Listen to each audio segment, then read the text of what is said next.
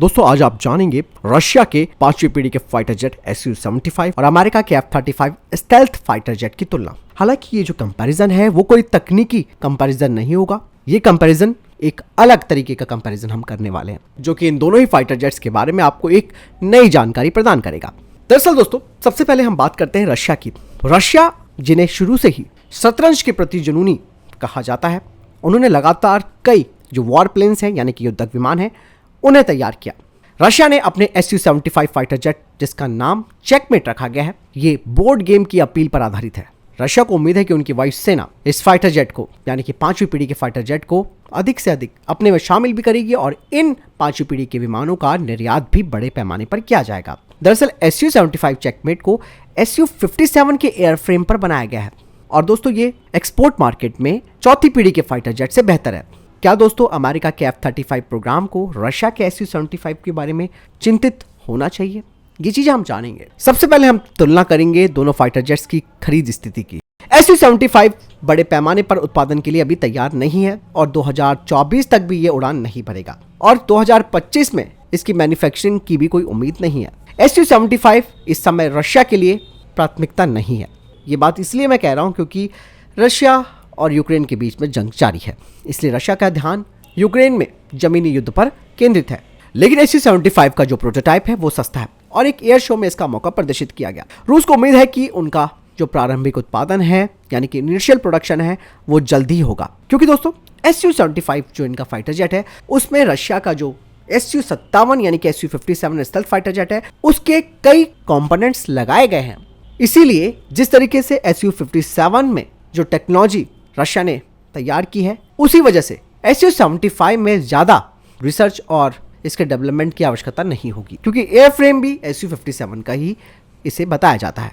अब आता है यहाँ पर सवाल कि क्या कीमत के मामले में F-35 को Su-75 टक्कर दे सकता है?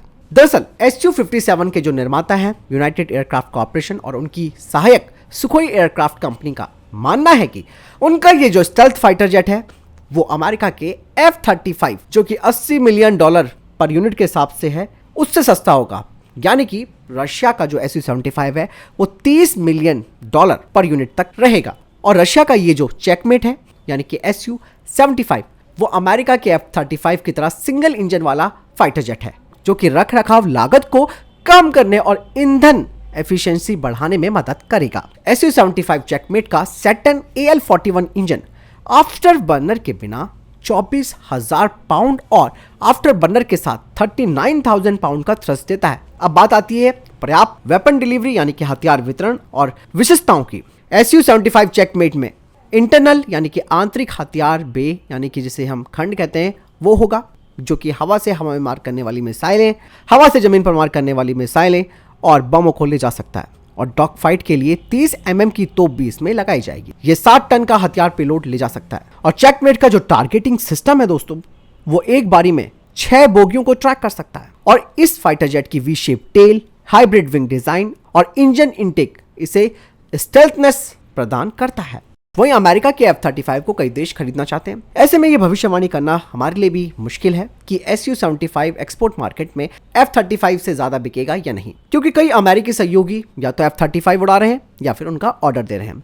8 भागीदार देश इसमें शामिल हैं और स्विट्जरलैंड, फिनलैंड, जर्मनी और जो चेक गणराज्य जैसे गैर साझेदार देश हैं उन्होंने भी F-35 को चुना। अब बात आती है कि Su-75 को एक पक्के खरीदार की जरूरत क्यों है। दरअसल दोस्तों रूस ने अपने Su-75 चेकमेट को वियतनाम, भारत जैसे जो देश है, इसके अलावा अफ्रीका के देशों को इनका ऑफर किया है, क्योंकि इन देशों की जो एयरफोर्स है वो स्टेल्थ फाइटर जेट खरीदना चाहती है। लेकिन दोस्तों क्या ये देश Su-75 को पर्याप्त संख्या में खरीदने के लिए $30 मिलियन खर्च कर सकते हैं पर यूनिट पर? रशिया चाहता है कि एक देश कम से कम इसका ग्राहक जरूर बने।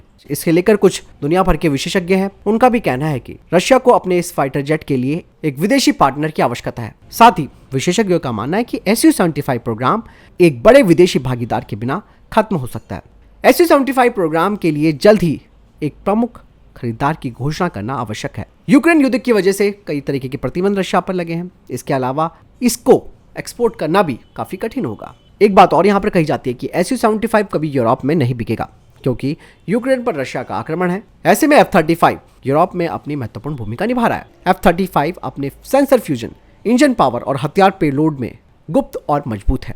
साथ ही अमेरिका आमतौर पर पायलटों को स्पेयर पार्ट्स और रखरखाव सहायता के साथ साथ प्रशिक्षण भी देता है। कई भागीदार वायुसेनाओं के लिए अतिरिक्त लागत इसके लायक है, जो कि चौथी पीढ़ी के लड़ाकू विमानों को F-35 से बदल रहे हैं।